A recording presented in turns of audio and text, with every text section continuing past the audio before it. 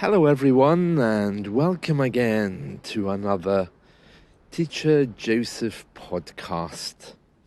Well, today I'm outside, so there won't be any transcript today, and I'm walking through my town.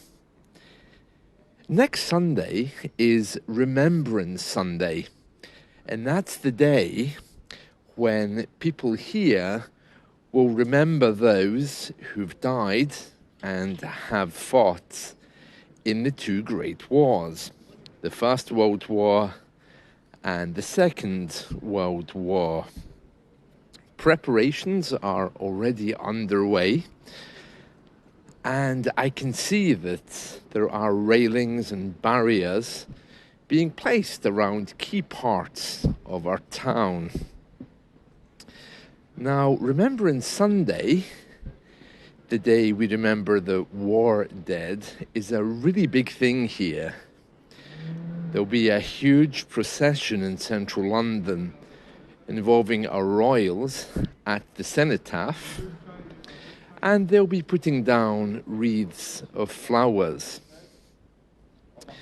Many people here, and if you watch British TV, you'll see, are wearing red poppies.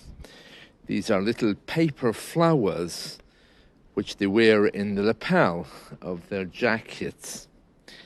They look like little paper flowers. Some of them have a little bit of green behind them.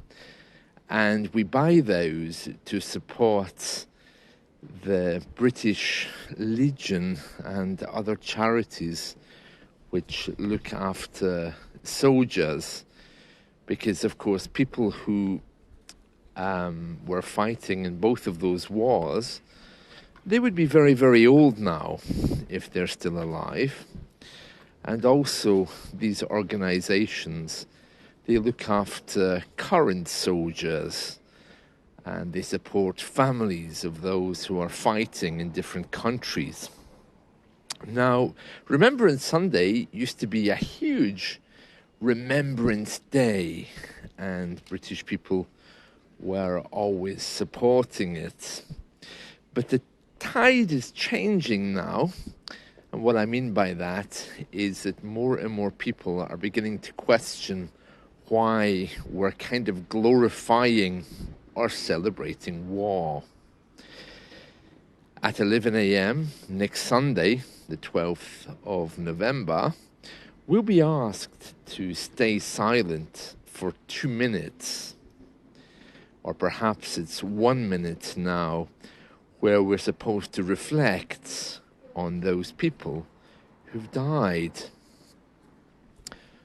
More and more people, like myself, we don't usually do that. In fact, I'm very against this idea of celebrating, glorifying, or remembering war.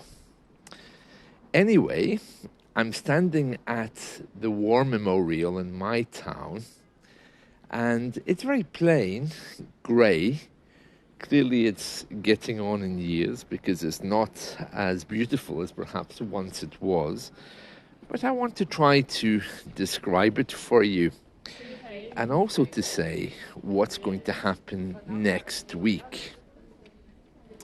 So first of all, this war memorials in the UK, we have one in every town and city, sometimes more than one, and they're generally referred to as the cenotaph. Okay, it's a Latin word, so I don't know what the plural is. I suppose anglicized, it's simply the cenotaphs.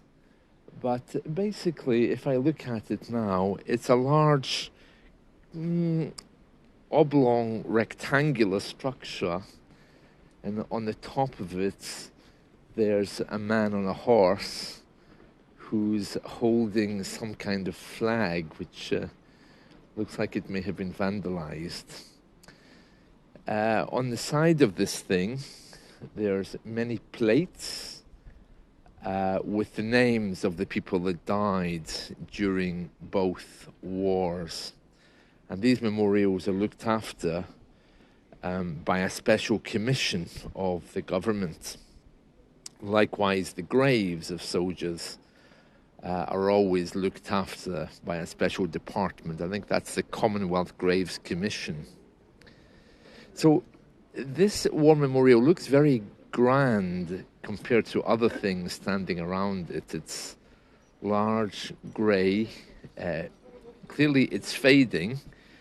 The weather hasn't been kind to it, and the shields, which are also stone on one side of it, really are very withered. But the metal plaque is still there, and on one side it talks about both wars, to the glorious memory of certain people, and then on the other side it has a whole list of names of people who supposedly died for the country.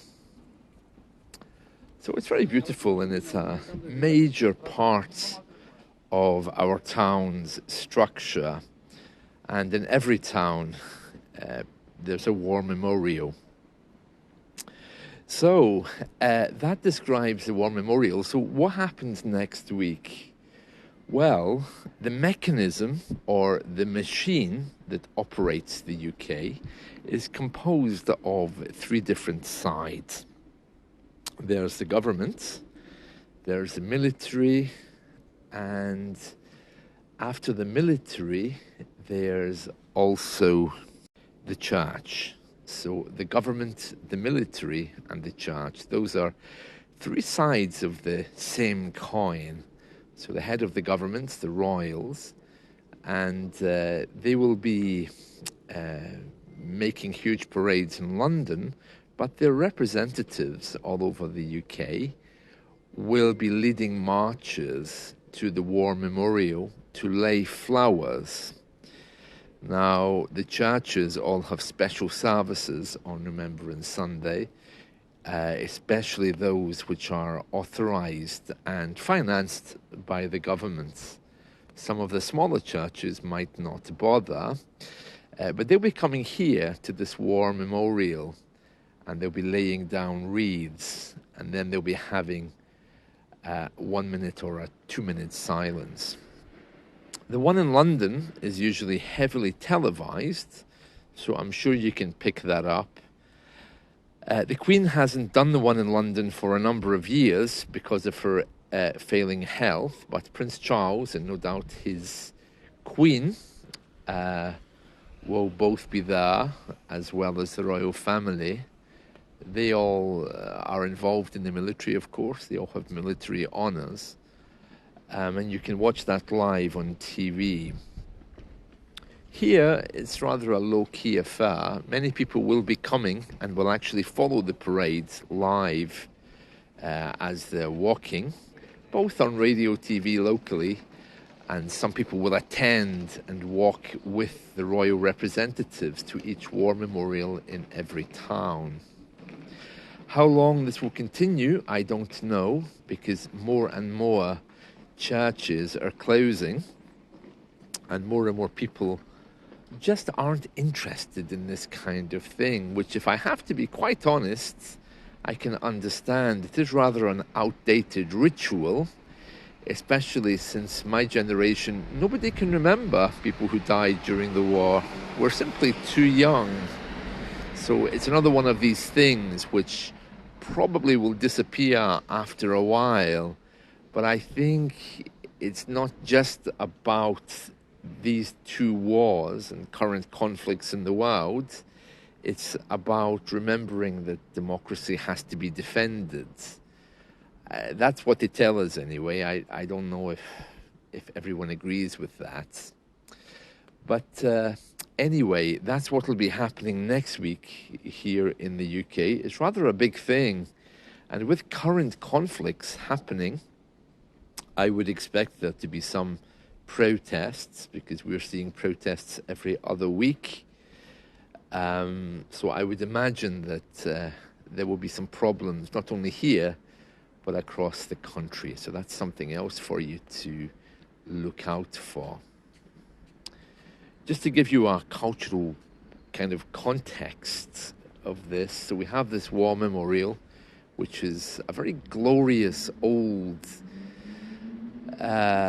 statue. It looks almost Victorian, but of course it has to be newer than that. I think it was probably built shortly after the war in the 1940s. But directly behind that is Pound Stretch, a shop where you can buy everything at a pound. Across the road from that, on the other side, there's a bank.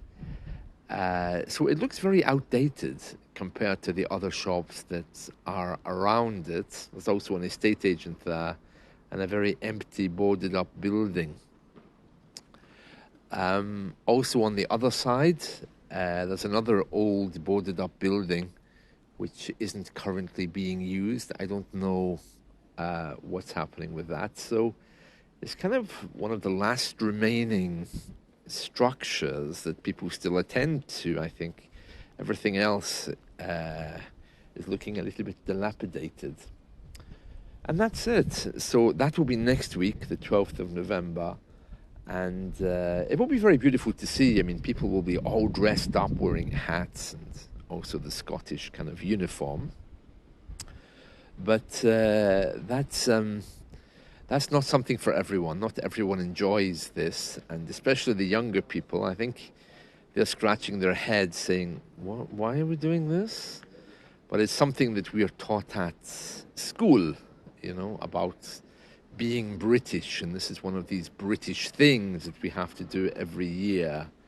So I guess there'll be a lot of security this year as more and more people are protesting about current conflicts in the world. And that's it. So that'll be next week, Remembrance Sunday. All the barricades are sitting here waiting to surround this memorial next week. And as more and more churches close, I don't know who will lead this anymore, because it's usually led by a religious clergyman along with the royal representative. But once they all go, there is a question there about the future of this. It is one of these things that's absolutely huge in British culture. So I'm sure you're going to be seeing news presenters wearing the red poppy.